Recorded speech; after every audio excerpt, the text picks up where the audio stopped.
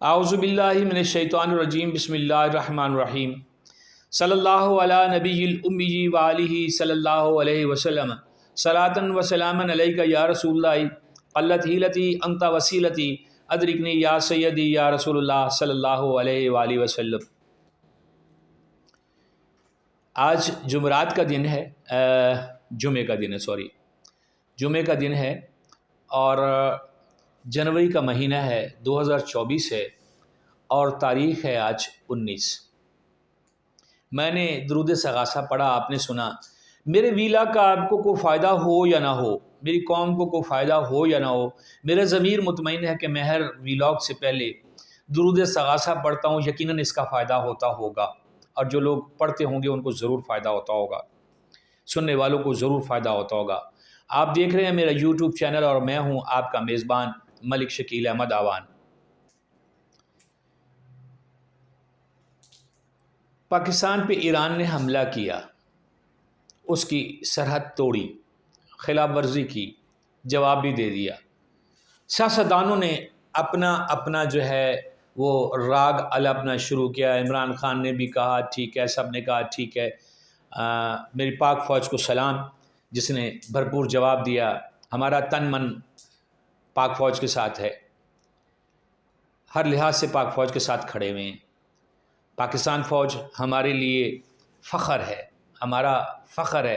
ہمارے وہ بچے بہت عظیم ہیں جو موسمی حالات کیسے ہی نہ ہوں، جو سرحدوں پہ بیٹھے ہوئے ہمارے اس ملک کی حفاظت کے لیے اپنی جانیں قربان کرتے ہیں۔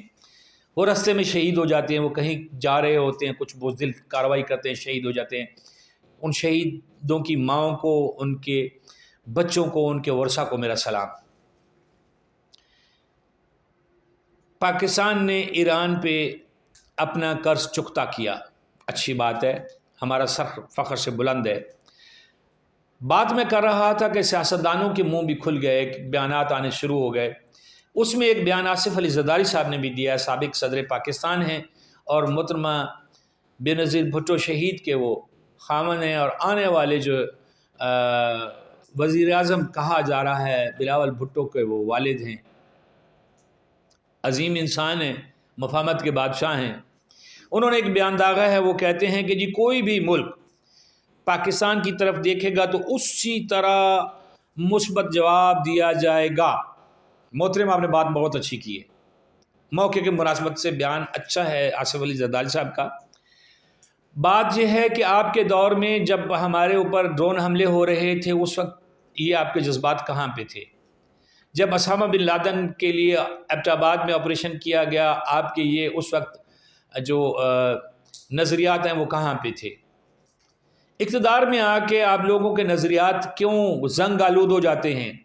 کیوں آپ لوگ قومی جو ہماری قومی سالمیت ہے اور جو ہمارے قومی ادارے ہیں ان کے خلاف کیوں سازشیں کرنا شروع کرتے ہیں؟ یہ بہت بڑا سوال ہے۔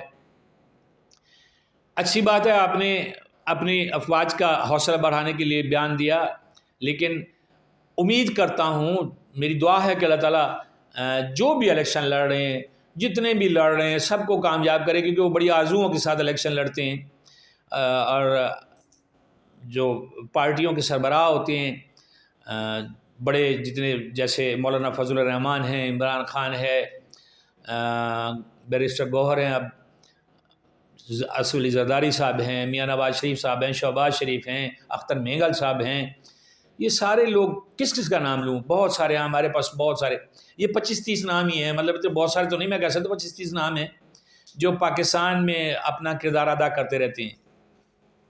لیکن سوال یہ ہے کہ جب یہ اقتدار میں آ جاتے ہیں اس وقت یہ آنکھیں بند کیوں کر لیتے ہیں؟ اس وقت بھی یہ جذبہ ایمانی، جذبہ پاکستانی زندہ رہنا چاہیے۔ اور اگر اتنا ہی مطلب آپ لوگوں کے جو ہے معاملات خراب ہونے کا چانس ہوتا ہے تو عوام سے رائے لے لیا کریں، عوام کیا چاہتی ہے۔ ہماری عوام بڑی غیرت والی عوام ہے، ہم بڑے غیرت والے ملک میں رہتے ہیں اور بڑے جذباتی قسم کے لوگ ہیں، بڑے محنتی اور بڑے فیصلہ کن قسم کے لوگ ہیں پاکستانی۔ تو آپ لوگ اقتدار کے جو ایوانوں میں بیٹھے ہوتے ہیں اس وقت فیصلے جو کرتے ہیں وہ غلط ہوتے ہیں۔ کوئی کہتا ہے کہ جی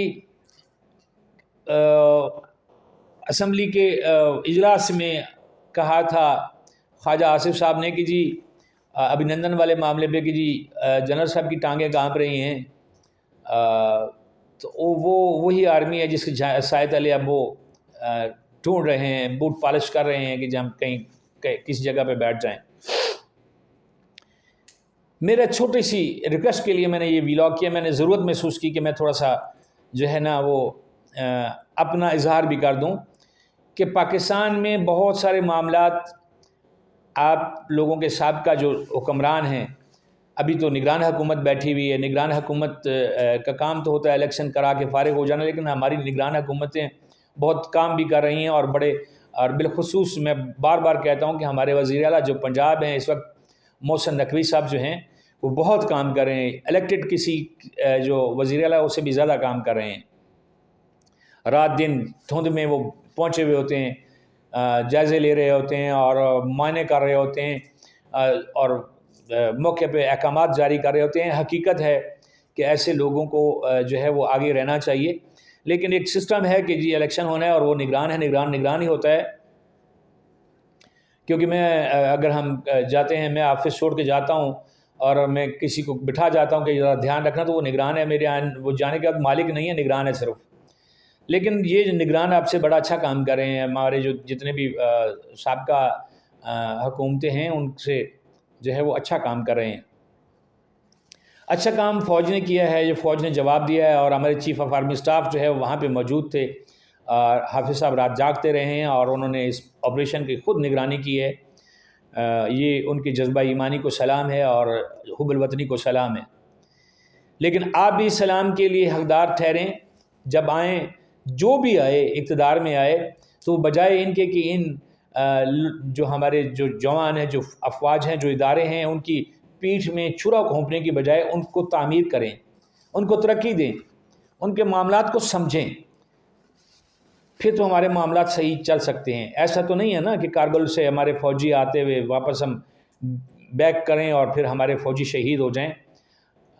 کبھی کارگل میں ہمارا کوئی لیڈر جو ہے، سیاسی رہنما، اپنے بچے چھوڑ کے تو دیکھے، ہمت کریں نا، خود جا کے وہاں پہ ایک رات گزار کے دیکھیں، جہاں پہ ہماری افواج کے جوان، ہمارے سپوت وہاں پہ راتیں گزارتے ہیں، دن گزارتے ہیں، جہاں پہ خون جم جاتا ہے، بہت سارے لوگ اپاہج ہو جاتے ہیں۔ کبھی جا کے دیکھیں جن کے ٹانگیں کٹ جاتی ہیں، سردی سے جم جاتے ہیں ان کے خون، اور پھر وہ ٹانگ علیحدہ کرنا پڑ جاتی ہے، پاؤں ہاتھ کٹے ہوئے ہوتے ہیں کئی لوگوں کے، میں نے خود دیکھا ہے۔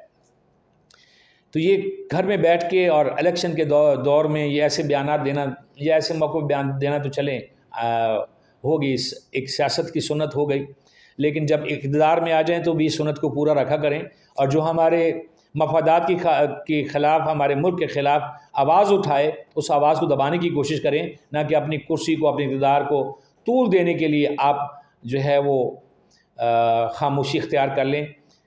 کیونکہ ہماری ایک بہت بڑی جو کہہ سکتے ہیں بے بسی ہے کہ عافیہ صدیقی کے لیے ہم کچھ نہیں کر سکے۔ آپ بھی 5 سال گزار کے گئے ہیں، زرداری صاحب، عمران خان صاحب بھی گزار کے گئے ہیں، اور کتنے حکمران چلے گئے، لیکن ہم عافیہ صدیقی کے لیے کوئی منظم، کوئی ایسی مضبوط آواز نہیں بن سکے، تو بننا چاہیے۔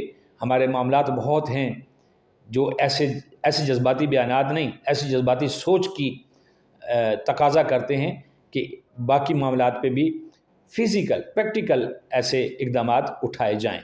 جزاک اللہ۔